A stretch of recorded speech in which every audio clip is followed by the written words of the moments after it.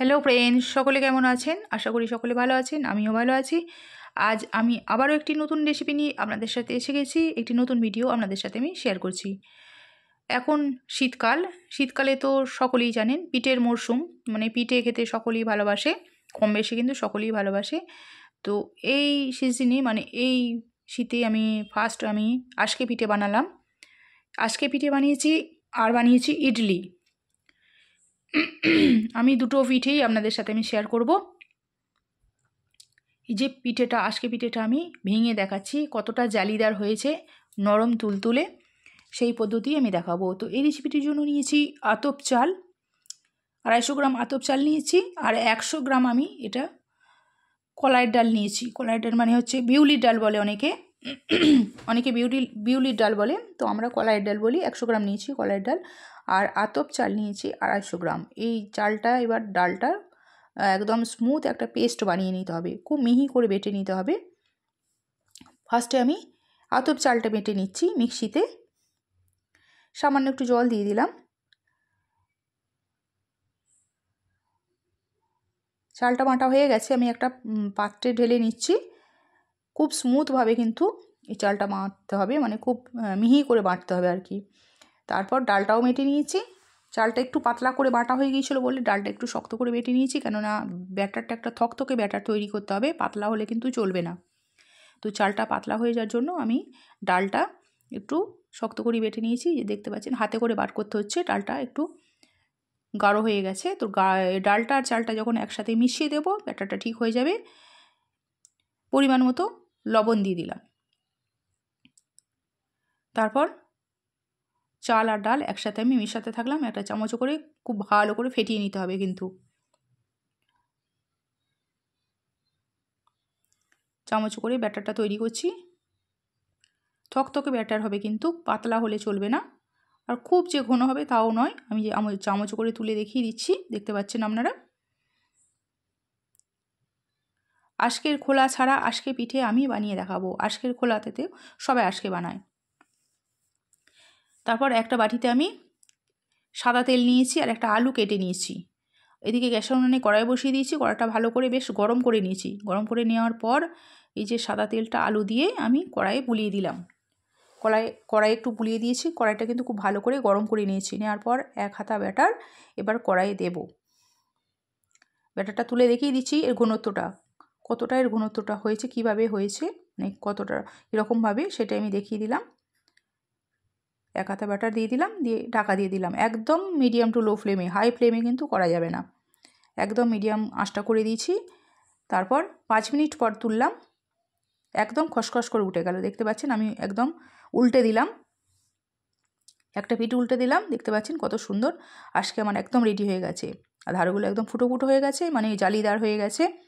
আর দ্বিতীয়বার আবার ওই একইভাবে আলুটায় সাদা তেল লাগিয়ে কড়াইয়ে লাগিয়ে দিলাম। আবার 1 হাতা ব্যাটার দিলাম, এবার ঢাকা দিয়ে দিলাম। 5 মিনিট পর ঢাকাটা খুললাম, দেখতে পাচ্ছেন আজকেটা মাঝখানটা কতটা ফুলে গেছে। খুব তুলতুলে এই আজকেটা বানিয়েছিলাম, মানে খুবই তুলতুলে হয়েছিল, খেতেও কিন্তু খুব সুন্দর হয়েছিল। ওই একই রকমভাবে একই পদ্ধতিতে সমস্ত আজকে পিঠেগুলো আমি বানিয়ে নিয়েছি।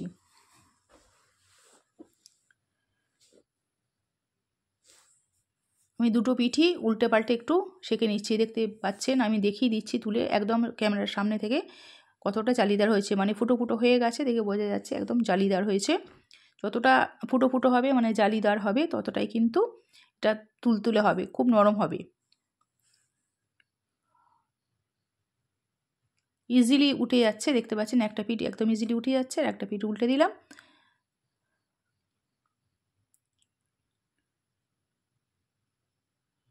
এই যে খুন্তি করে তুলে আমি দেখাচ্ছি, এই মাঝখানগুলো কেমন ফুলে গেছে এবং ফুটো ফুটো হয়ে গেছে।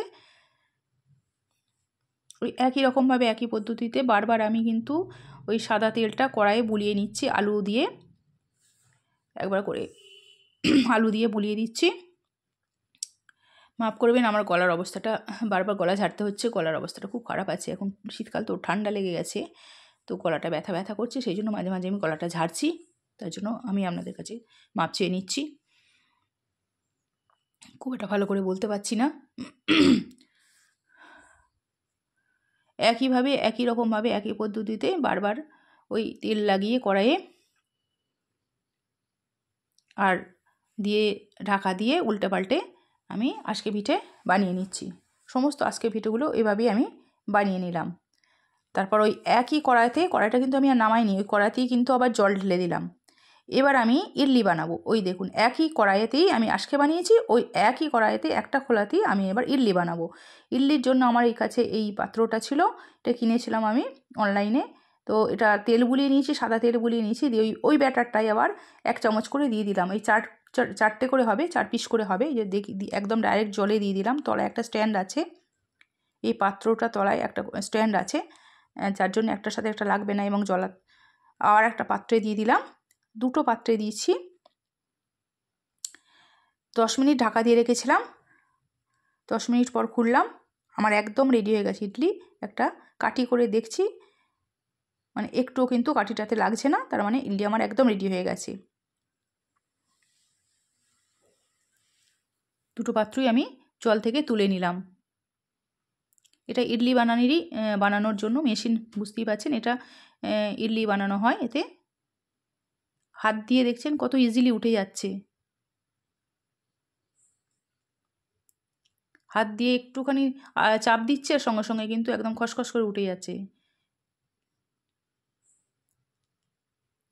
আমি একটা পাত্রেতেই আজকে পিঠে এবং ইডলি দুটোই বানিয়ে দেখালাম। বন্ধুরা, আমার চ্যানেলটিকে সাবস্ক্রাইব করবেন এবং ভালো লাগলে লাইক, কমেন্ট এবং শেয়ার করতে যেন ভুলবেন না।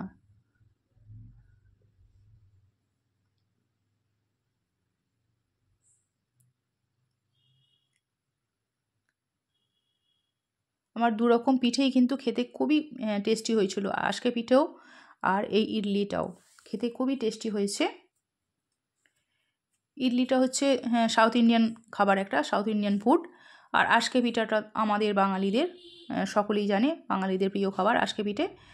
কম বেশি কিন্তু সকলেই ভালোবাসে। আমি 2টো প্লেটে সাজিয়ে নিয়েছি। এবার এটা খেজুর গুড়, দেখতে পাচ্ছেন খেজুর গুড় কিন্তু চলে এসেছে। আমি খেজুর গুড় নিয়ে চলে এসেছি। খেজুর গুড় বাটিতে ঢেলে নিলাম। এই ঝোলা খেজুর গুড় যেটা বলে আর কি, ঝোল খেজুর গুড়। খেজুর গুড় দিয়ে পরিবেশন করব। আমার আজকে পিঠে এবং ইডলি 2টো রেসিপি কিন্তু একদম রেডি হয়ে গেছে। এই গুড় দিয়ে খেতে কিন্তু বেশ ভালো লাগে। এই শীতকালে তো আজকে পিঠে, যে কোনো পিঠে, এখন পিঠের মরশুম চলছে।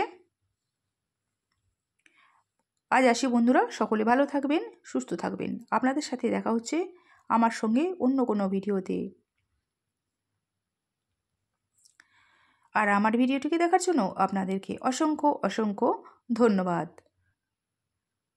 এই দেখুন আমি ভেঙে দেখিয়ে দিচ্ছি কতটা জালিদার হয়েছে, কতটা জালিদার নরম তুলতুলে আজকে পিঠে আমি বানালাম, সেটাই আপনাদের সাথে আমি শেয়ার করলাম। এই শীতের মরশুমে, মানে পিঠের মরশুম, শীতকালে আরও অনেক রকমের নিত্য নতুন পিঠে আপনাদের সাথে আমি শেয়ার করব। আপনারা পুরো ভিডিওটা প্রথম থেকে শেষ পর্যন্ত দেখতে থাকুন। আজ আসি বন্ধুরা, সকলে ভালো থাকবেন, সুস্থ থাকবেন। Tata, bye bye.